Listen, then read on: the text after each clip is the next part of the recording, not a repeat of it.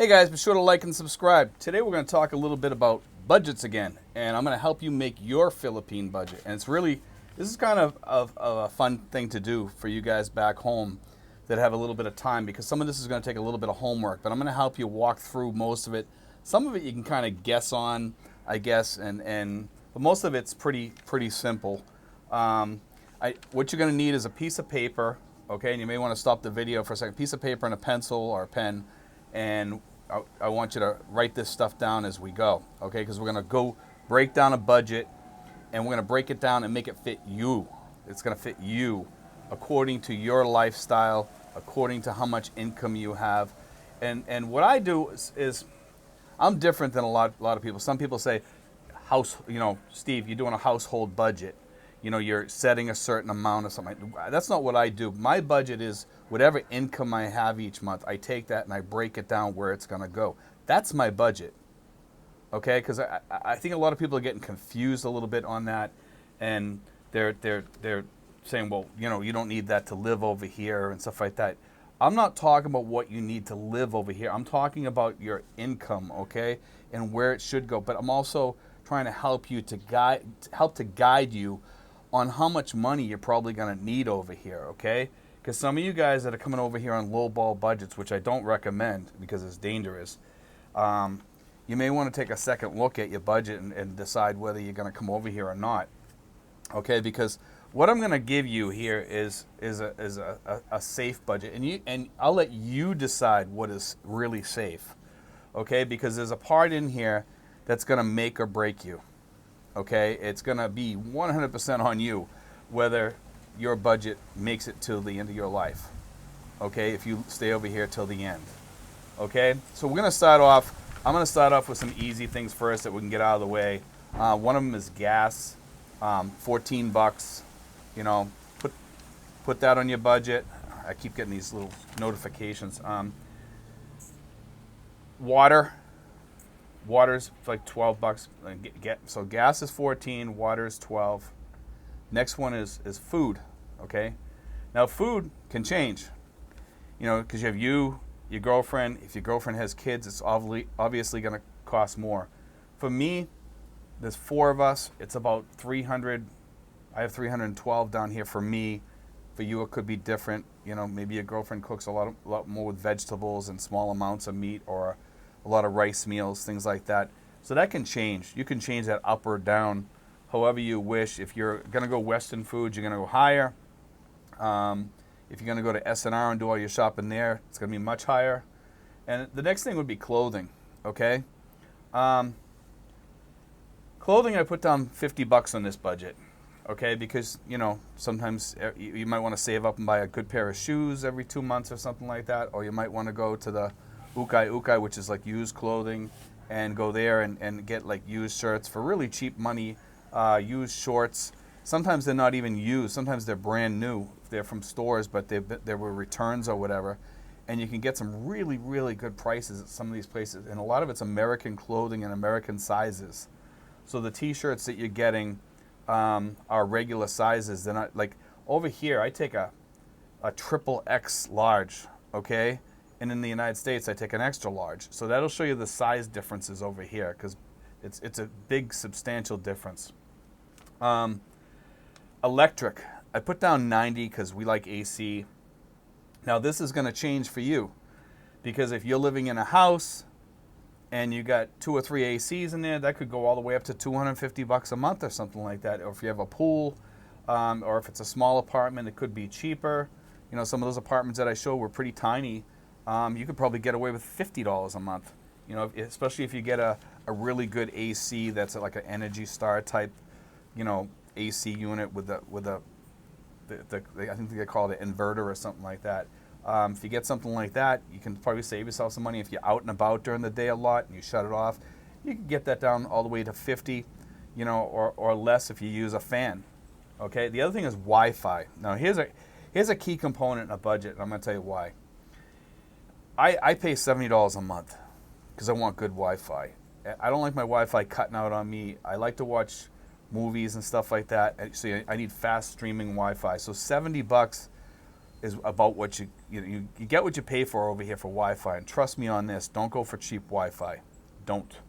Because you're going to try to call home or something like that. It's going to be cutting out on you. You're going to be watching a movie. It's not going to stream correctly. Things like that happen. Okay, so you really want to get good Wi-Fi. I recommend Converge. PLDT is okay, but it's not as good as Converge. There's other ones out there too. Okay, some people recommend these things that you can walk around with for Wi-Fi. I don't recommend those because they're not fast enough. Okay, they're not fast enough for streaming items or for uploading, videos and things like that. And I need that. Okay. The other thing here is entertainment.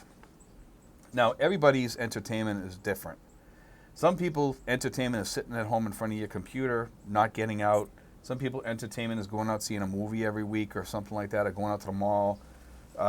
Could be going out with friends, having a few drinks, things like that. So, I mean, I put down 100 for me, but my budget's way different because I have a lot of money coming in, and sometimes we use that other money too, which I use for savings. It's kind of like just excess money that we have sitting around that we can use for whatever we feel like doing, but some people don't have that. So, you have to figure out what you want for your entertainment. So you can guys, you don't want to be sitting in your house and being bored to death over in the Philippines. You don't. It gets to you after a while. You sit over here for a good 6 months and you're going to be bored to death if you're sitting inside your house and you're not out getting around at least once in a while. So at least $100 you should put in there. If you guys want to get away more and go on day trips, things like that, then put more in there. The other thing is health insurance. Now, this is the one where I tell people you're going to have to do your homework on, okay? Now, for me, I'm 57. I pay about $770 a year, so you divide that by 12. That's for Pacific Cross, and it's for the peso plan. That's for kind of cheap health insurance because I'm pretty healthy. I've had some minor issues come up. Most of the stuff I took care of myself, and I had all inpatient. I didn't buy the outpatient. Outpatient would cost around $1,000 with the inpatient. Okay, but I tell people call Pacific Cross or contact them, or Pacific Prime, which is a different company, will give you 10 different quotes for expat insurance. And don't forget, guys, you need to have an emergency fund because your insurance is not going to pay you till, you submit the bill. So you have to pay before you can leave the hospital. So you have to, have like a ATM card that's like a Visa or a MasterCard, so you can pay the bill right there and it comes right out of your account. Keep that in mind, guys. That's a big, big thing over here. If you don't have the money, you ain't leaving the hospital because some of these hospitals will hold you, okay? The other thing, guys, is and here's where a lot of guys in the Philippines and I, are different, okay? Some guys, they want to get their girls just Phil Health, but their Phil Health will only cover them 20 or 30%, so you have to pick up the rest. You can put your girlfriend under your regular insurance. My girlfriend didn't want that. She felt, she felt like it wasn't worth it. So now I put money aside for her in a separate account, okay, in case something happens. And then she still has Phil Health. We bought the Phil Health, okay? But I highly recommend, guys, that you think also, when you're thinking about your health insurance, think about health insurance for the rest of your family, too. You can get family insurance over here for the rest of your family. Okay, the other thing, guys, okay, so you're going to have health insurance, Phil Health, those two things on there. Possibly you might not have Phil Health if you cover your wife under regular health insurance. Next thing would be laundry. Now, that depends on how many people you got in your family. I mean, I always get comments on this and say, I have my laundry done for $10 or whatever. And it also depends if you have a maid or whatever. Okay, so laundry, I put down $20 a month. And that varies. Okay, that can be more or less. Okay, and it depends on which area you're in and who you hire and things like that. And be careful who you hire, guys, to do your laundry, because some of these people out in the province will take it down to the local river and wash it there. And somebody upstream is washing their clothes or taking a dump in the river or whatever, or peeing in the river, some kid, and they're washing your clothes in that river. So, I mean, I don't mean to sound gross or anything. It's just the reality of the Philippines. So get it professionally done at a professional laundromat, and you'll be all set. Rent. Here's a big one. Now this is something, it's kind of good because I tell people if you have a lot of income coming in and you have enough left over to save, and you have enough money for a big, a big budget, and part of that is your rent, and you want to get a nice rental. I mean, $300-400 around here gets you a really nice place, and actually for, wow, 2-bedroom for 140 US or 7,000 pesos over here. Maybe for 10 or 11,000 pesos, you get a 3-bedroom, beautiful place. Those are the type of places you really want to look at if you have the money. If you don't, the small 1-bedrooms might be fine if you're just going to have you and your girlfriend or whatever. But if you want to entertain people or have people over you, the 3-bedroom might be nice. You might want to have one room for a dining room, one room as an office or whatever, and then you have the kitchen. So if you have company coming over, and you might want to have a little area outside where you want to put a pool in it. They have pools that you can get at SM, places like that. That's another thing you want to consider. But the good thing about rent is if you start off high and your budget starts getting crunched a little bit because of inflation and stuff, you can always move. And that's the good thing about rent. So I look at that as like a plus to be able to start out in a good place. And then later on, if you have to downsize, then you have to downsize because maybe your health insurance is going up or something like that. And by the way, guys, I want to touch on that health insurance a little bit more too later on, and we're going to talk about that because health insurance is going to go up as you age, and I have something built in at the end of this that we're going to get into. Okay. So next thing is life insurance. Okay. Life insurance for me costs $62 a month for whole life. I know some of you guys hate whole life. For me, it just kind of simplifies things. The one I have is through a decent company, and they pay interest on that, so it kind of grows and stuff like that. Yeah, I could put it in stocks, but I have stocks already. That's a separate thing. I feel safe having the life insurance and letting them handle that because it does give me a minimum. It gives me a minimum that they're going to pay out, but it usually pays out the maximum as far as interest goes, okay? Unless something like a world disaster happens or something like that and interest rates really fall, at least they guarantee the minimum, okay? The other thing is Apple, okay? I put down Apple because I have Apple TV and I have Apple iTunes and I have music that I can download any music I want because I love music. Okay, and I pay about $10 a month for that. Okay, and plus I probably spend about $15 a month downloading different TV programs or whatever, and I buy some seasons of certain series and stuff like that. It averages about $15 a month somewhere in there. You guys might want to consider Apple TV is really good. That's why I like having Apple products. Okay, trip savings and vacations. Now, for anybody who lives in the Philippines, you think, oh, I'm in the Philippines. What do I want to go on a trip for? Because after a while, it gets bored sitting in the same area or same town or whatever, and you want to travel about. So, like for me, I go to Batangas, I go here, I go there. It's up to you where you want to go. You might want to go to Palawan. You might want to go to Vietnam, Kuala Lumpur, Singapore, or just go any place. You might want to go to Chiang Mai or someplace in Thailand or China or something like that. And you have those options, and it's really, really cheap to fly there from the Philippines because they do have deals and sales. And that's going to be a thing, like a lot of you guys say, well, I can't afford to go on a vacation. You should always put a little bit of money away for a vacation, even if it's just a road trip like the ones I go on sometimes. Okay, here's the next one, guys. And I don't recommend people getting in credit card debt, okay? But over here, I think you should save your credit cards for emergencies on top of your emergency fund, just in case, or for small emergencies. And I put that in the budget because you're probably always going to have some sort of credit card bill or something like that coming in. And I don't recommend you using your credit cards over here, guys. I mean, I know some of you guys might have to use it for a TV or something like that, or a major purchase. And sometimes with credit cards, it's, you get certain things on there, like you can get insurance for items that you buy and it adds to the warranty on some of these. And some of these credit cards even give you travel insurance too, and they give you discounts on certain things. So and they also give you money, cash back. So it might be worth it for you to pay that off every month or whatever, and get that cash back money going in there too. And that's the credit cards can make or break you, but if you pay them off fast and you get a really, really good credit card, they can actually be a benefit. So just something to think about. So shop around for your credit cards, guys. If you guys have any ideas of good credit cards, please leave it in the comment section. And here's the next one, and this is the most important one, guys. And I put this in there, and you guys might have other things you might want to add onto your budget too.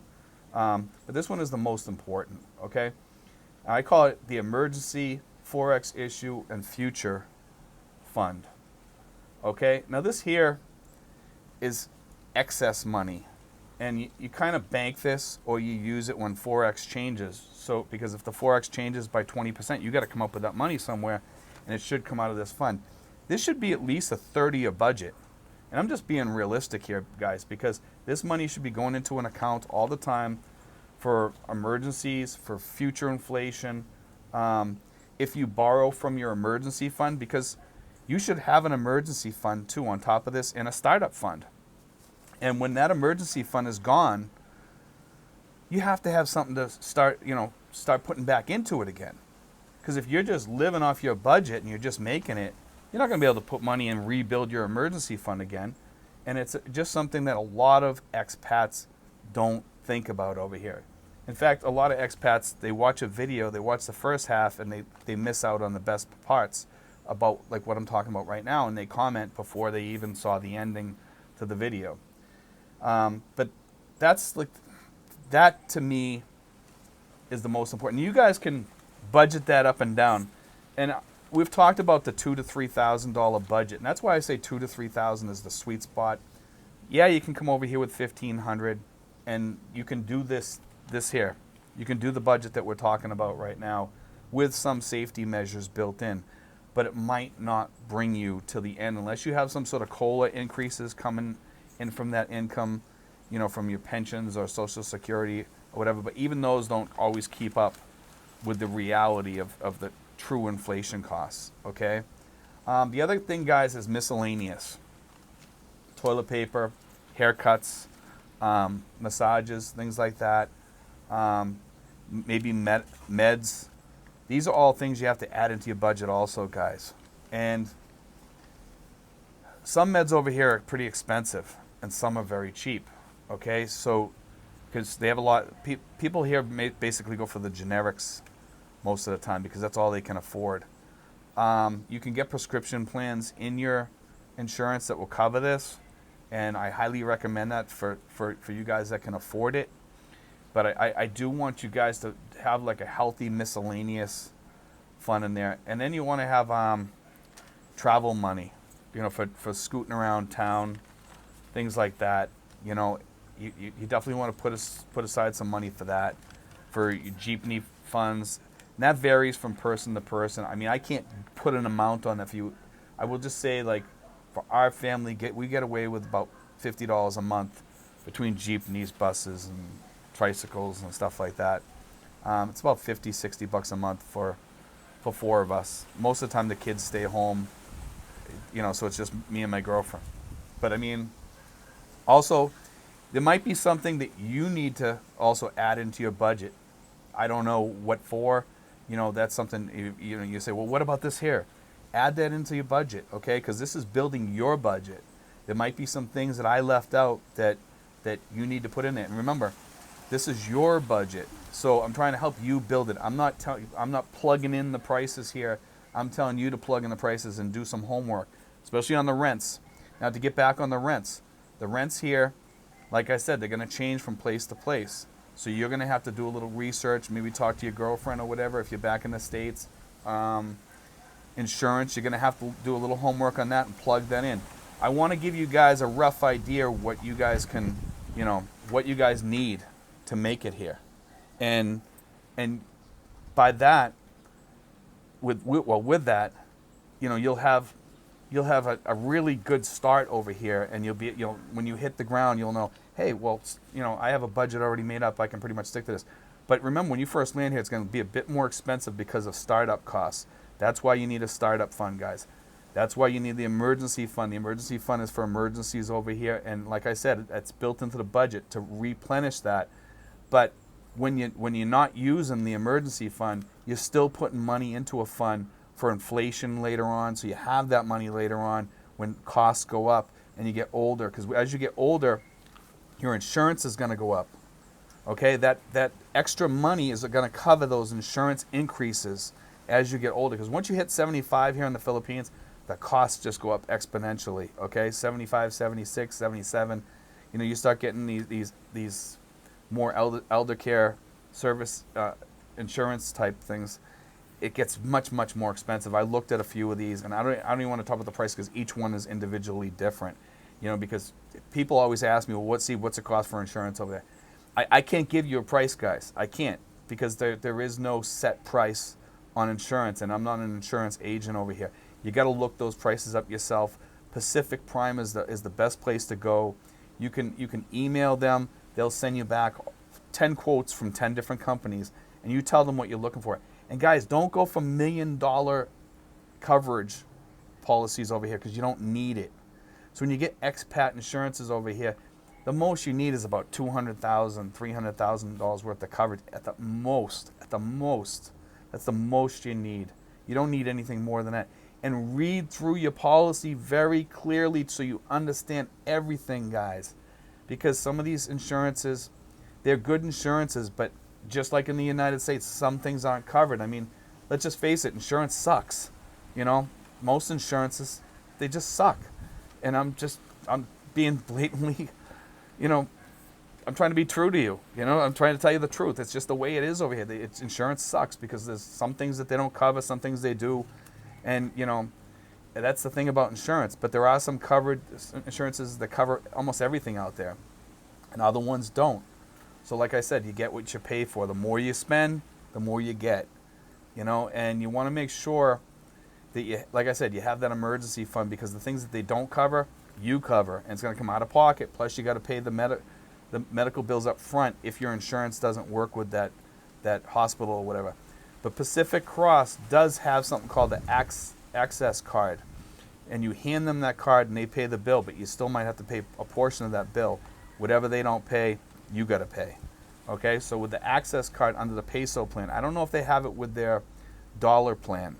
Okay, but it's just, you might want to ask about that, because I have the peso plan. I'm not sure if they have the access card on the other one. Okay, on the dollar plan, they might have it.